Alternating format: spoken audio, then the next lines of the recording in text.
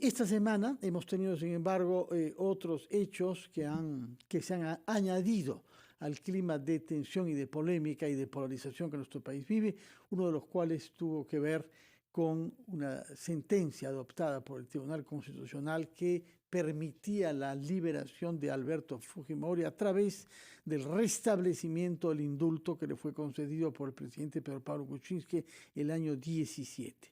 Hemos escuchado muchas voces sobre este tema y hemos visto ayer vía Zoom la audiencia que ha realizado la Corte Interamericana entre 2 de la tarde y 3:30 de la tarde, en la que se han escuchado tanto a la Comisión Interamericana como a los representantes de la víctima y a representantes del Estado peruano. Estamos en espera de una decisión que esa Corte tome sobre lo que eran medidas provisionales, pidiendo que no se aplique la sentencia del Tribunal Constitucional. Para aclarar todo este tema, hemos invitado a una persona particularmente cualificada para darnos una explicación, que es el doctor Víctor García Toma. Él ha sido presidente del Tribunal Constitucional y ministro de Justicia. Doctor García Toma, buenos días y bienvenido a RPP. Fernando, muy buenos días. Muy gentil por la invitación. Yo quisiera, por favor, primero que nos explique cómo hemos llegado a esta situación, que es una situación, hay que decirlo, penosa en la medida de que la Corte Interamericana, a la que adscribimos en virtud de nuestra adhesión al Pacto de San José en 1978, en buena cuenta está jalando las orejas a una institución que durante los últimos años, de la que usted formó parte también, había ganado prestigio. Y ahora estamos ante un análisis de una sentencia que ha puesto en evidencia muchos aspectos cuestionados. Hay dos que tienen que ver con el procedimiento. El primero, el hecho, según votos en minoría que han sido publicados junto a la sentencia, que este tema fue planteado de una manera precipitada, sin aportar los documentos necesarios a los miembros del tribunal, por una parte, y por otra parte, que se escogiera para ser analizado una solicitud de habeas corpus presentada por un abogado, el señor Parco, que tenía pocos argumentos y mucha retórica, mientras que se dejó de lado el habeas corpus elaborado por el abogado del presidente Fujimori, el señor César Nakazaki. Entonces yo quisiera que nos explique primero, antes de ir a los temas de fondo, es decir, los argumentos, esos dos aspectos del procedimiento. ¿Cómo se explica que el habeas corpus haya sido concedido en función de una solicitud presentada ante un juzgado de Ica y no a el presentado por el señor César Nakazaki, el abogado defensor de Alberto Fujimori? Fernando, la tramitación de los habeas corpus están sujetos al principio de urgencia, en la medida en que está de por medio, en términos generales, la libertad, y en el caso específico del expresidente Fujimori, sostiene, está en juego la vida, digamos, la aprehensión o no aprehensión dentro de un centro carcelario. Como bien ha dicho usted, existían dos habeas corpus, uno presentado por el señor Nakazaki, que hasta donde tengo entendido estaba a cargo del doctor Ramos, que lamentablemente falleciera hace algunos meses, y el otro habeas corpus estaba a cargo del doctor Ernesto Blume. Entonces, ante la imposibilidad de que el señor Ramos Núñez pudiera continuar, digamos, con la indagación, la preparación de los documentos para ser presentados al Pleno, debo entender que el señor Blume y los miembros del Pleno, en su mayoría, aceptaron que se viera este habeas corpus. No, pero ese habeas corpus había sido asumido ya hace varios meses por otra jueza, la señora Marianela Ledesma. Y según el voto singular de Eloy Espinosa, se le pidió a ella que por razones de prudencia no lo plantee. Y sin embargo, se planteó el otro habeas corpus. Eso es lo que he leído en la sentencia, en el voto singular emitido por uno de los jueces constitucionales. Lo que pasa, Fernando, y es público, al interior del Tribunal Constitucional existen serias pugnas que van desde lo ideológico a lo personal. Eso es inevitable, es fácilmente constatable, y seguramente ha formado parte de la evaluación que en este caso la nueva mayoría del tribunal ha tomado en consideración. Nunca antes en la historia del constitucional habíamos tenido tal nivel de sentencias en donde la argumentación, no me refiero a este en particular, sino en general a las últimas, de estos últimos 2-3 años, el nivel de argumentación fuera muy débil. Existe actualmente una incapacidad para tomar decisiones de carácter colectiva, y más bien es una suma de votos singulares o fundamentos de voto. Esta es una realidad que vive el tribunal y que corresponde al Congreso de la República en las próximas semanas tratar de solucionar, renovando a los miembros de este pleno, habida cuenta de la situación que se vive en esa institución. Sí. Bueno, eso es lo que explicaría según usted que se haya discutido y que se haya votado en base a un habeas corpus presentado por el señor Parco y no el del señor Nakazaki. Yo quisiera... Le agregaría algo, Fernando. Sí, lo que pasa es que para la consideración de algunos miembros del tribunal e incluso fuera de él, las opiniones de la doctora María Ledesma, muy respetables, pero tienen ya un sesgo calificable de ideológico, y seguramente para la mayoría de los miembros del tribunal consideraron que eso no era conveniente para la solución de este problema, ¿no? ¿Solo ella tiene sesgo ideológico o todos? Todos, pero el más marcado, el más evidente, el más notorio, el más firme, vamos a llamarlo así, es el de la doctora Ledesma. De eso no cabe ninguna duda. Digamos, en la claridad y rotundidad de la expresión o manifestación de su cosmovisión, de cómo ella entiende el derecho constitucional, ella es la más adelantada. Y seguramente eso ha tenido un peso en esta decisión del Pleno de preferir una posición por otra, ¿no? De acuerdo. Entonces, vamos a ir a una pausa, por favor. Tenemos que escuchar a los anunciantes del RPP, después de la cual yo quisiera que usted nos explique los temas de fondo. ¿Por qué, en buena cuenta, la Corte Interamericana está oponiéndose y está declarando no aplicable una sentencia que ha sido aprobada por el Tribunal Constitucional? Y en particular quisiera que nos hable del acápite 13 de la sentencia, que parece clave en las discrepancias que han habido jurídicas, en este caso entre la Corte Interamericana y el Tribunal Constitucional, porque discrepancias hay, sino directamente oposición. Nos lo explicará el doctor García Toma después de una breve pausa. Tomamos nuestra conversación con el jurista Víctor García Toma, expresidente del Tribunal Constitucional, y le había adelantado que yo quería que nos explique el acápite 13º de la sentencia, porque es el núcleo, es decir, la afirmación según la cual ninguna instancia judicial y tampoco la Corte Suprema estaban, leo textualmente, habilitados para emitir pronunciamientos sobre la petición de la parte civil. En buena cuenta que no podían, como hicieron, anular el indulto que había sido concedido por el jefe de Estado de la época, Pedro Pablo Kuczynski. Explícitamente está dicho en ese acápite 13º que los aspectos por los que la parte civil puede intervenir en el proceso penal han fenecido al haberse dictado condena penal contra el favorecido. Es decir, se le condenó hace unos años y ya las partes civiles no pueden tener más acción judicial ahí. Y la Corte Interamericana piensa lo contrario, que la condena está en ejecución y que las partes civiles tienen derecho a presentar recursos mientras no se haya cumplido la condena hasta el final. Y es por eso que la Corte Interamericana interviene. Entonces estamos ante una diferencia conceptual doctrinaria de base. Algunos han dicho que eso es consecuencia de que los jueces constitucionales del Perú no tienen mayor experiencia con los parámetros y con los argumentos que se usan en la Corte Interamericana. Pero quisiera que nos explique usted, porque si eso es verdad, estamos ante un error craso. Incluso algún abogado, excepto que penalista como el señor Azabache, ha dicho que no son errores, sino infracciones.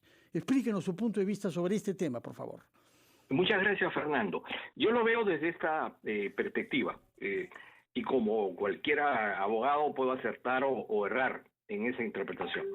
Lo primero diría que el proceso penal seguido contra Alberto Fujimori concluyó con una sentencia condenatoria, la cual viene siendo ejecutada. A la fecha creo que son cerca de 17 años. En el marco de ese proceso penal concluido y ya en vía de ejecución penitenciaria, el presidente de la República, haciendo uso de los atributos que le confiere la Constitución y la ley, porque el indulto está reglamentado en el Perú, se estimó pertinente otorgar un indulto humanitario. En ese marco, en primer lugar, una vez otorgado el indulto humanitario, ni siquiera el propio presidente de la República no puede anular ese indulto. Como aprendimos Existen con formas lo de anular el Cruzillá, indulto, ¿no? sí.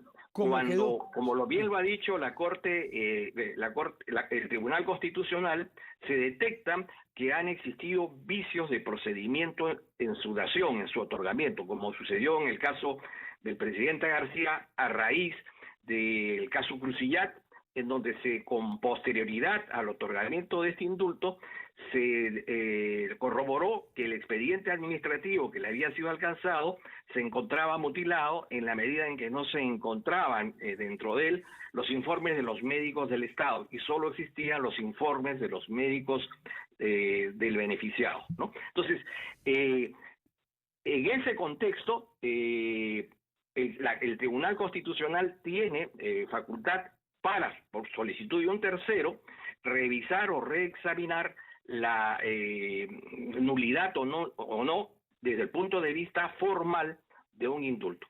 Aquí, ¿qué es lo que ha sucedido? Hubo un mandato de la Corte a raíz de una solicitud de los familiares de las víctimas de la Cantuta y Barrios Altos.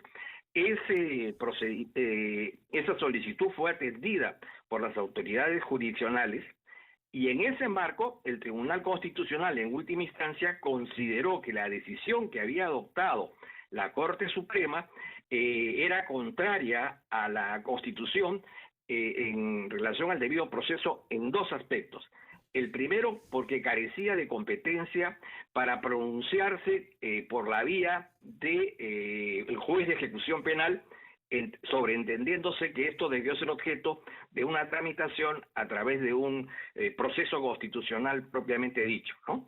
Y lo segundo es que el Tribunal Constitucional entiende que la decisión de la Corte Suprema tiene vicios de motivación. Califica esa decisión como una motivación aparente. Y es en base a esa argumentación que, digamos, declara la nulidad esta vez de la resolución de la Corte Suprema. Luego interviene la Corte Interamericana. No cabe ninguna duda que la Corte tiene competencia para pronunciarse. Incluso tiene la potestad de dictar medidas provisionales. Sin embargo, Fernando, permítame decir algo. Sí. El procurador supranacional no ha hecho una defensa debida del Estado, porque es el Estado que está sentado en el banquillo, Sí. en San José. Y no ha hecho una defensa debida porque en sede interna un juez dispuso que en el caso de que se otorgara la liberación del señor Fujimori, este se encontraba impedido de salir del país. Es decir, había medidas restrictivas en el ejercicio de su libertad. Y segundo, no comunicó otro hecho que es importante, que cuando se anuló el primer indulto, el indulto originario, y se determinó que el señor Fujimori debería regresar a prisión, el señor Fujimori cumplió con el mandato judicial.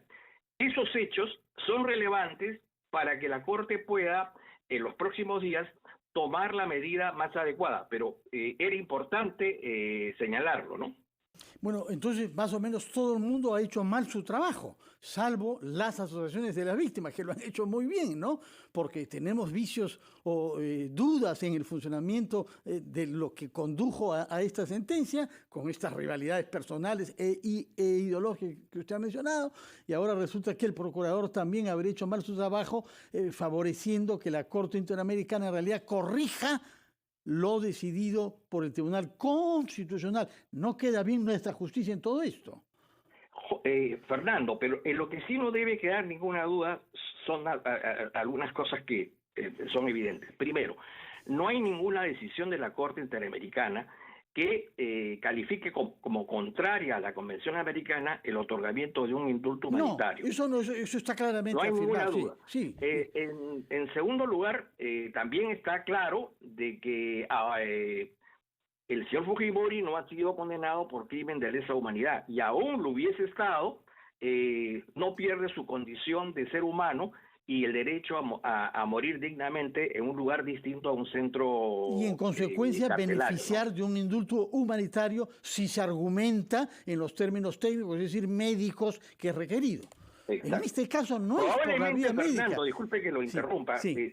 La solución la de la propia Corte, disponiendo de que se haga una nueva revisión médica al señor Fujimori y se determine si efectivamente se cumplen o no se cumplen los presupuestos establecidos en el reglamento de gracias presidenciales para que el presidente pueda hacer uso de esa facultad. Pero en ese caso habría que pedir nuevamente un indulto. Pero en ese caso, en esa vía que usted abre, eso supone que el presidente actual solicite un nuevo indulto humanitario, ha argumentado con estos informes médicos a los que usted hace referencia, pero ya no tendría validez lo que ha decidido el Tribunal Constitucional. Es que es muy probable que la Corte se incline, digamos, por la nulidad. O sea, eso es notorio, evidente, ¿no? Sí. En consecuencia, dentro de ese contexto, varias posibilidades. La primera es que señale, es una posibilidad, de que no proceden los indultos humanitarios en situaciones como el caso de señor Fujimori, lo cual, desde mi punto de vista, sería un error. Sería un error. Sí. ¿No? Pero lo segundo sería reponer las cosas al estado anterior de la violación, y si lo que se está cuestionando como tema de fondo es que no existen los elementos, digamos, técnicos suficientes para una determinación de esa naturaleza, se retrotraiga el proceso a esta instancia y se resuelva una vez que, digamos, quede clara la situación médica del señor Fujimori. Si, en efecto, dada la edad que tiene y las enfermedades que se conocen, se dan esos presupuestos, yo no encontraría razón alguna para que el señor Castillo se niegue a, digamos, en un gesto de humanidad, ejercer una potestad que preserva y defiende la dignidad de una persona, más allá de las consideraciones políticas e incluso jurídicas de esta persona. Ahora bien, yo quisiera regresar, sin embargo, al tema conceptual doctrinario. La Corte Interamericana había establecido en mayo del año 18 algunos llamados parámetros conceptuales al interior de los cuales había que decidir sobre esto, y sí reconocía que la justicia ordinaria, en este caso la Corte Suprema, tenía facultad para anular un indulto humanitario si constataba que no se habían cumplido los requisitos fijados por la ley. Repito, esto ha sido afirmado por la Corte Interamericana y es el punto de contradicción mayor con el tribunal peruano. ¿Por qué es que en el tribunal no habría tomado en consideración los parámetros que estableció la Corte Interamericana, que son vinculantes para el Estado peruano? Estoy de acuerdo con usted, Fernando, en donde podría estar el matiz es el siguiente. El juez encargado de dictar la medida de nulidad. En este caso, los abogados de los parientes de las víctimas optaron por dirigirse al juez de ejecución penal. Y todo indicaría, aunque no lo dice expresamente la sentencia del Tribunal Constitucional, que en realidad eso debió corresponder a un juez constitucional. Es decir, se debió presentar una acción de garantía, una acción de amparo, y tramitarla en esa vía y con ese procedimiento, ¿no? Es por eso que se entiende que el Tribunal Constitucional señala que ese juez, el juez de ejecución, carecía de competencia para pronunciarse sobre la materia. Bueno, pero lo que la Capite 13 que yo he leído dice es que la Corte Suprema tampoco, explícitamente está dicho que la Corte Suprema no estaba habilitada para emitir pronunciamiento sobre la petición de la parte civil, no es solamente un juez. Eso sería inadmisible, Fernando, por lo siguiente, porque la única manera que el Tribunal Constitucional pueda conocer un tema sobre nulidad de un indulto, que no se ha dado solo en el caso que hemos hablado, el caso Crucillac, el caso de Alderas, han habido casos Galilea, han habido varios casos. Para que eso llegue al Tribunal Constitucional tiene que iniciarse en el Poder Judicial. Entonces, en ese sentido sí me parece que hay un error. Sí, pues es un error que me parece que es el núcleo de lo que nos ha llevado a esta situación que verdaderamente es lamentable, porque polariza al país y porque nos expone verdaderamente un rapapolvo ante la justicia internacional, ¿no? Fernando, lamentablemente creo que la sociedad peruana no está hoy en condiciones de admitir pacíficamente el tratamiento de un tema de indultos en relación a Fujimori. Habrán los que estén a favor y habrán los que estén en contra. Y eso se puede verificar incluso hasta en los procesos electorales. El grado de polarización que genera, digamos, la familia Fujimori en términos generales es de grado tal que en muchos casos las consideraciones técnicas quedan de alguna manera viciadas o marcadas o contradichas por este tipo de consideraciones, ¿no? Bueno, muchas gracias, pero hay también algunos que quieren ayudarnos a comprender, entre los cuales usted, que ha querido amablemente el sábado explicarnos su punto de vista, y espero que haya contribuido a clarificar con la actitud crítica que ha tenido usted y con los matices que ha introducido. Muchas gracias y muy buenos días, doctor Víctor. Gracias a usted, Fernando. Muy amable. Buenos días. Buenos días. Ha sido Víctor García Toma, expresidente del Tribunal Constitucional. Vamos a hacer una pausa y hablaremos ahora sobre temas económicos vinculados a la competitividad con el presidente del Consejo Privado de Competitividad, David Tuesta.